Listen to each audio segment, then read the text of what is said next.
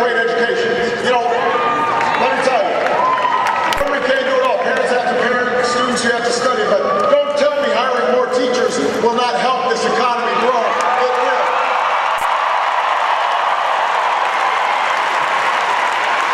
Don't tell me students who can't afford college should just borrow money from their parents. That wasn't an option for me.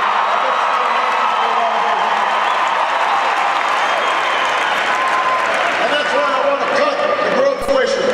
So our young people aren't burdened with debt. I want to recruit 100,000 math and science teachers so kids don't fall behind.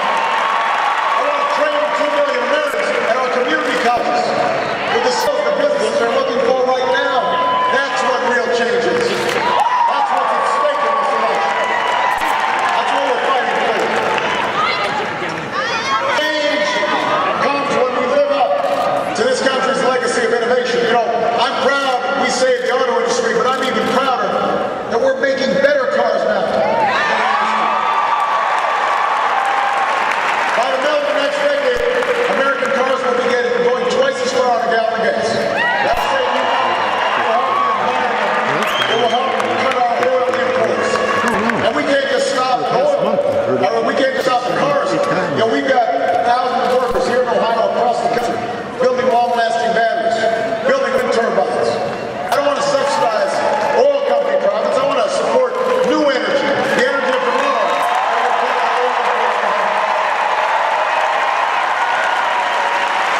I don't want a tax code that rewards companies for creating jobs overseas.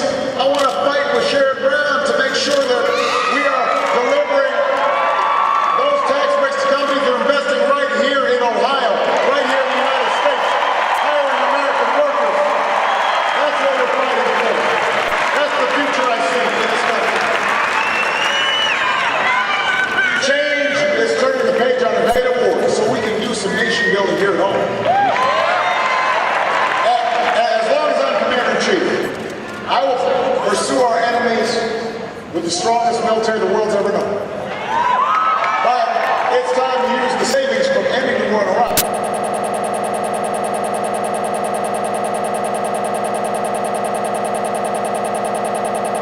Repairing roads, making our schools state-of-the-art, hiring our veterans, because if you fought for this country, you shouldn't have to fight for a job.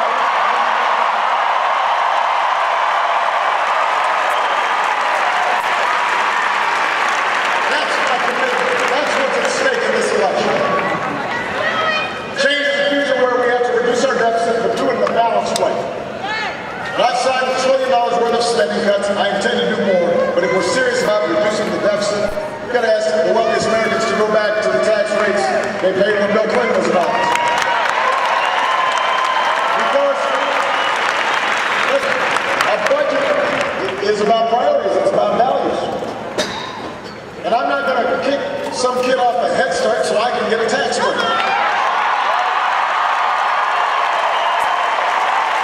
I'm not going to turn Medicare into a voucher just to pay for another millionaire's tax cut. That's not who we are. We know what real change is. We know what the future requires. And we also know it won't be easy. And that's because, you know, when I talked about change back in 2008, I wasn't just talking about changing presidents or changing parties. I was talking about changing our politics. I ran because the voices of the American people, your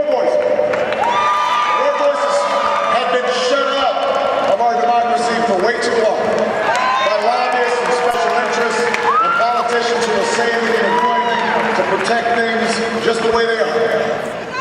Over the last 4 years, the status quo in Washington has fought us every step of the way.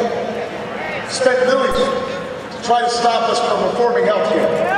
Spent millions trying to stop us from reforming Wall Street. They engineered a strategy of gridlocking Congress, refusing to compromise on ideas that used to be Democrats and Republicans supported in the past. And what they're counting on now is you're going to be so fed up, so worn down by all the arguing, so tired of all the dysfunction, that you'll just give up. You'll walk away. You'll let them go ahead and make all the decisions.